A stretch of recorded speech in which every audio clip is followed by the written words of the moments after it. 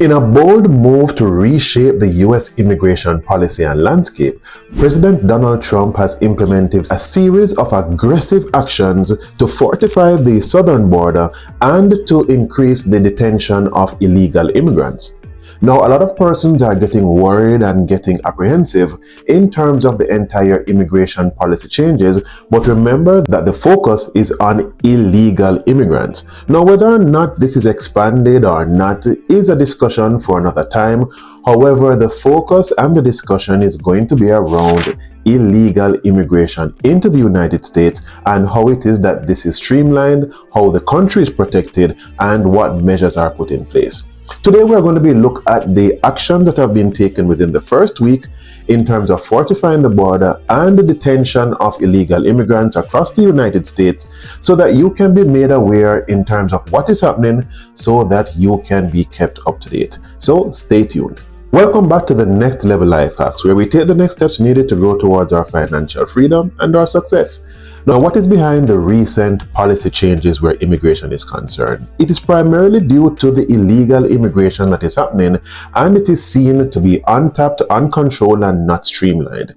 Not to mention the violent crimes that are being committed by some undocumented persons that has caused the need for stringent measures, aggressive measures to be put in place. Now, the first aggressive measure in the mandate is the deployment of the additional troops to the southern border.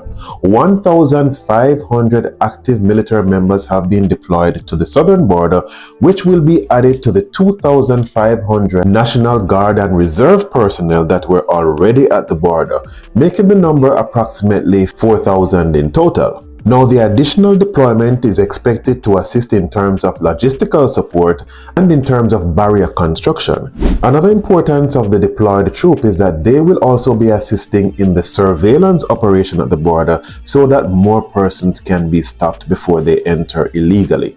Now, according to the Acting Defense Secretary Robert Salesses, these efforts are really to enhance the border security efforts so that there can be a streamlining or a prevention in terms of illegal immigrants entering.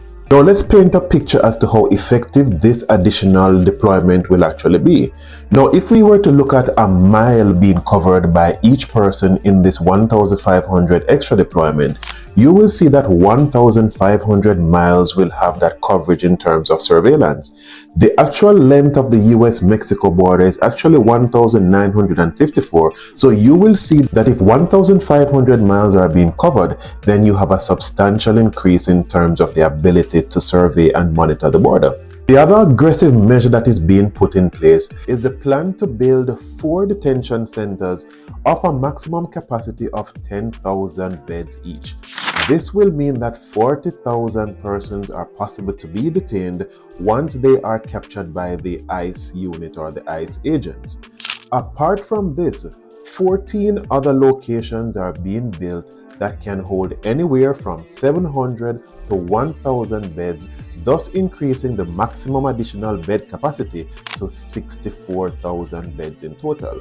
What this means is that whereby there was an initial capacity of 50,000, you will now realize that the ICE has the ability to detain and keep over 100,000 persons across the United States.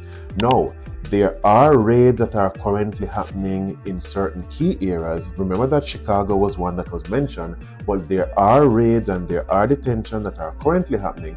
But remember that the initial focus are persons that have a criminal record through the court system and deportation orders were actually implemented against them. So this is the first round and the priority of the detention and deportation process. Now, another thing that might go unnoticed is that a state of emergency has been declared at the borders.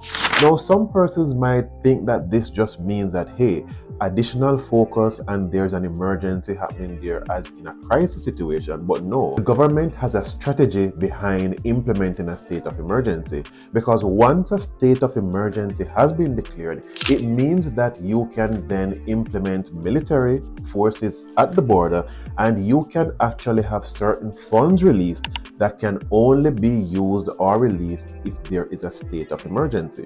So what this move strategically has allowed about is that there can now be deployment of funds for a barrier wall to be constructed there, and it also releases certain military funds because yes, a state of emergency now allows them to use certain military funds that were not being used before to redirect it now to the border, to reinforce the border, construct more walls, pay more staff to be there, and for additional surveillance system to be installed at the border.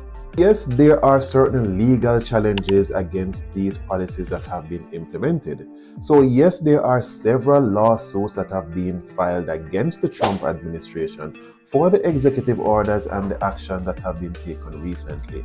As to what will be the outcome of them, we do not know, but what it simply means is that as promised during the election and after the election, aggressive measures were planned to be put in place. They are now actually being implemented. So this is just a fulfillment of the mandate that has been mentioned before.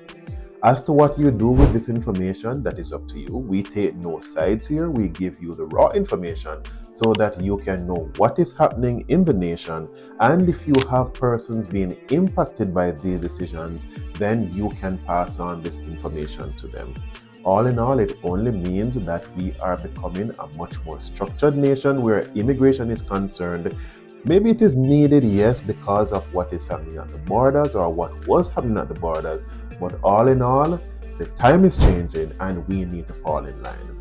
As usual, thank you for watching this video. If you have not yet subscribed, please do so that you can be kept up to date with the upcoming immigration policies that are going to be implemented or changed. Also, if it is that you know anyone that might find this information to be useful, please share it with them. As usual, thank you for spending this time with me and see you in the next video.